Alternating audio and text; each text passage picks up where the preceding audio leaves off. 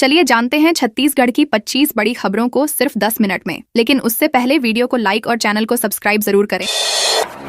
दुर्ग railway station पर RPF महानिदेशक का निरीक्षण। दुर्ग रेलवे स्टेशन शुक्रवार शाम आरपीएफ की महानिदेशक सोनाली मिश्रा पहुंची और सुरक्षा व्यवस्था का निरीक्षण किया। वीआईपी लाउंज में दुर्ग रेंज के आईजी अभिषेक शांडिल्य, एसएसपी विजय अग्रवाल, वरिष्ठ मंडल सुरक्षा आयुक्त रायपुर और मंडल सुरक्षा आयुक्त नागपुर के साथ समीक्षा बैठक की गई। बैठक में रेल यात्रियों की सुरक्षा, रेलवे संपत्ति की सुरक्षा, महिला और बच्चों की सुरक्षा, मानव तस्करी रोकथाम और संगठित अपराध नियंत्रण जैसे अहम मुद्दों पर चर्चा हुई। अधिकारियों ने रेलवे सुरक्षा बल, शासकीय रेल पुलिस और स्थानीय पुलिस के बीच बेहतर समन्वय को और मजबूत करने पर जोर दिया और सुरक्षा उपायों को और प्रभावी बनाने के निर्देश दिए।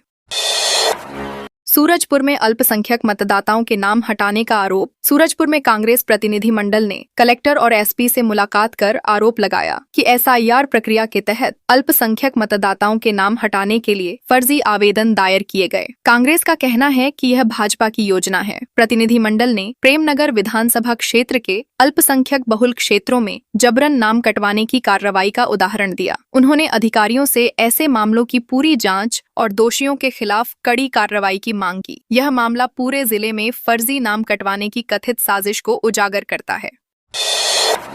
राजनांदगांव में प्राचार्यों को कारण बताओ नोटिस। राजनांदगांव कलेक्टर जितेंद्र यादव ने 10वीं और 12वीं बोर्ड परीक्षाओं में खराब परिणाम देने वाले स्कूल प्राचार्यों को कारण बताओ नोटिस जारी करने का निर्णय लिया। प्राचार्यों की समीक्षा बैठक में उन्होंने शिक्षा में लापरवाही बर्दाश्त न करने और मिशन मोड में कार्य करने पर जोर दिया। बैठक में कमजोर विषयों के लिए अतिरिक्त कक्षाएं, कठिन विषयों में विशेषज्ञ की सेवाएं लेने और हर स्कूल के प्रदर्शन की बारीकी से समीक्षा करने के निर्देश दिए गए। संतोषजनक परिणाम न देने वाले प्राचार्यों पर सख्त कार्रवाई की जाएगी और शिक्षा गुणवत्ता सुधारने के लिए सभी उपाय सुनिश्चित किए जाएंगे। जांजगीर चांपा में सड़क हादसा। जांजगीर चांपा जिले के ग्राम बुचीहरदी में तेज रफ्तार पिकअप वाहन ने 14 वर्षीय साइकिल सवार बालक आयुष यादव को टक्कर मार दी। बालक अपने घर से पेट्रोल पंप जाने के लिए साइकिल चला रहा था। टक्कर इतनी भीषण थी कि वह सड़क पर गिर गया और गंभीर चोटों के कारण घटनास्थल पर ही उसकी मौत हो गई। परिजन और ग्रामीण चालक के खिलाफ कार्रवाई की मांग कर रहे हैं। पुलिस ने घटनास्थल पर पहुंचकर जांच शुरू की है। यह हादसा सड़क सुरक्षा की अनदेखी और तेज गति के कारण हुआ। रायपुर में राज्य स्तरीय पैरा एथलीट प्रतियोगिता का समापन। रायपुर में 16वीं छत्तीसगढ़ राज्य पैरा एथलीट प्रतियोगिता का 3 दिन बाद भव्य समापन हुआ। प्रतियोगिता में लगभग 350 दिव्यांग खिलाड़ी दौड़, गोला फेंक, तवा फेंक, लंबी कूद और बैडमिंटन जैसी खेल स्पर्धाओं में शामिल हुए। मुख्य अतिथि इंदिरा गांधी कृषि विश्वविद्यालय के कुलाधिपति गिरीश चंदेल और विशिष्ट अतिथि रायपुर नगर निगम के सभापति सूर्यकांत राठौर उपस्थित रहे। कार्यक्रम की अध्यक्षता नगर निगम नेता प्रतिपक्ष आकाश तिवारी ने की। खिलाड़ियों ने पूरे उत्साह और उमंग के साथ भाग लिया, जबकि उनके कोच, परिवार और अधिकारी भी उपस्थित रहे। महासमुंद में 7.86 करोड़ का गांजा जब्त। महासमुंद पुलिस और एंटी नारकोटिक्स टास्क फोर्स ने 7 से 29 जनवरी तक 8 मामलों में कुल 7.86 करोड़ का गांजा और नशीली सिरप जब्त किया। इस कार्रवाई में यूट्यूबर आकाश जाधव समेत 27 आरोपियों को गिरफ्तार किया गया। आकाश महाराष्ट्र का निवासी और गांजा परिवहन नेटवर्क का मुख्य सरगना था। जांच में पता चला कि ओडिशा से महाराष्ट्र तक गांजे की खेप भेजी जा रही थी। पुलिस ने आकाश की संपत्ति और ऑनलाइन अकाउंट्स को भी जब्त किया। कार्रवाई में अधिकारियों ने नेटवर्क को पूरी तरह खत्म करने पर जोर दिया। रायपुर पुलिस का सख्त अभियान। रायपुर पुलिस ने तेज आवाज वाले और पटाखे जैसी आवाज निकालने वाले मॉडिफाई साइलेंसर बेचने वाली 8 ऑटो पार्ट्स दुकानों पर छापामारी की। पुलिस ने अवैध साइलेंसर जब्त कर दुकानदारों के खिलाफ वैधानिक कार्रवाई शुरू की। यह अभियान वरिष्ठ अधिकारियों के निर्देश पर चलाया गया है और आगे भी जारी रहेगा। पुलिस ने कहा कि यातायात सुरक्षा सुनिश्चित करने और अवैध साइलेंसर बिक्री रोकने के लिए निरंतर कार्रवाई होगी। यह कदम शहर में शांति और सड़क सुरक्षा बनाए रखने के उद्देश्य से उठाया गया। बलौदाबाजार प्लांट हादसा नोटिस जारी। बलौदाबाजार जिले के बकुलाही इलाके में स्थित स्पंज आयरन प्लांट में 22 जनवरी को ब्लास्ट हुआ था, जिसमें 6 लोगों की मौत और 5 गंभीर घायल हुए। हादसे की जांच रिपोर्ट के आधार पर प्रबंधन को नोटिस जारी किया गया। प्रबंधन को 1 सप्ताह के भीतर जवाब देने का निर्देश दिया गया है। हादसा डस्ट सेटलिंग चैम्बर में गर्म राख ले जाने वाली पाइपलाइन में लीकेज के कारण हुआ। अधिकारी सुरक्षा नियमों के उल्लंघन पर सख्त कार्रवाई का संकेत दे रहे हैं।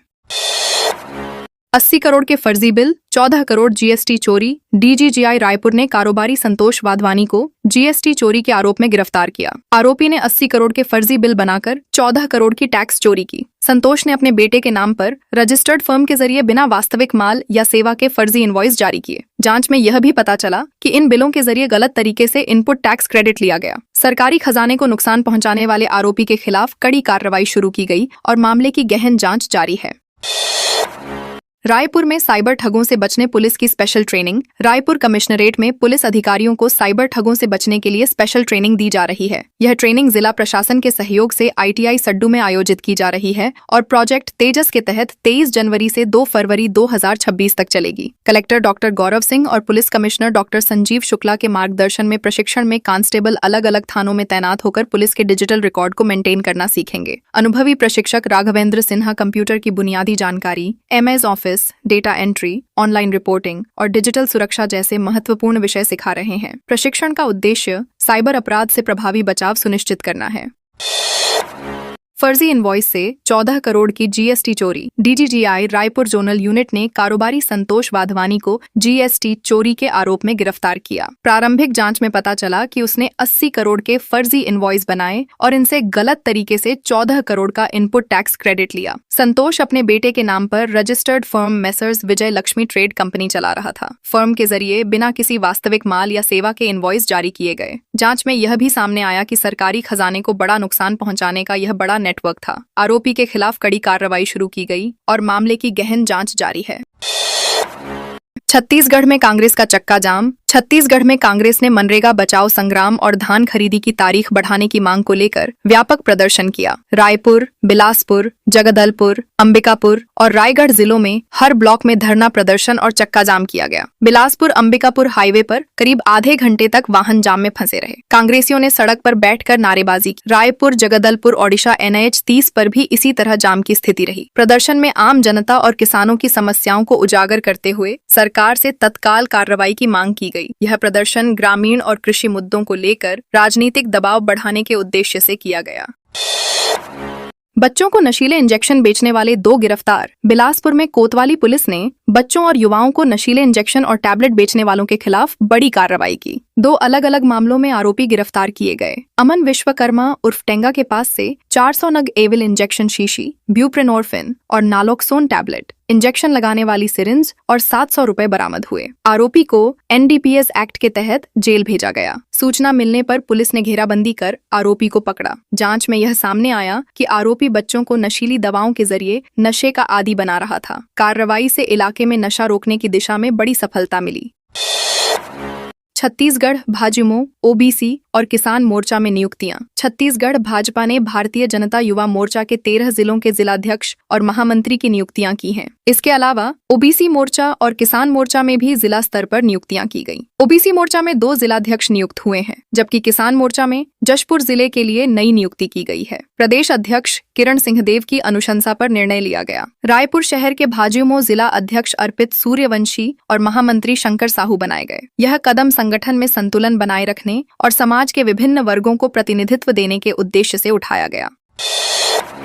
कांग्रेस ने किसान मजदूरों के मुद्दों पर किया प्रदर्शन। कोंडागांव में कांग्रेस ने महात्मा गांधी पुण्यतिथि के अवसर पर किसान और मजदूर मुद्दों को लेकर 1 दिवसीय धरना प्रदर्शन किया। चौटापी मैदान में आयोजित कार्यक्रम में वक्ताओं ने किसानों की धान खरीदी केंद्रों में हो रही परेशानियों को उजागर किया। हजारों किसान एग्रीटेक भौतिक सत्यापन और सरकारी नीतियों के कारण टोकन नहीं कटवा पाए। कई केंद्रों पर मानक से अधिक प्रति बोरा धान खरीदा जा रहा था। कांग्रेस ने मनरेगा जारी रखने और धान खरीदी की समय सीमा बढ़ाने की मांग की। प्रदर्शन में नेशनल हाईवे 30 पर चक्का जाम कर किसानों और मजदूरों के हित में सरकार से कार्रवाई की अपील की गई।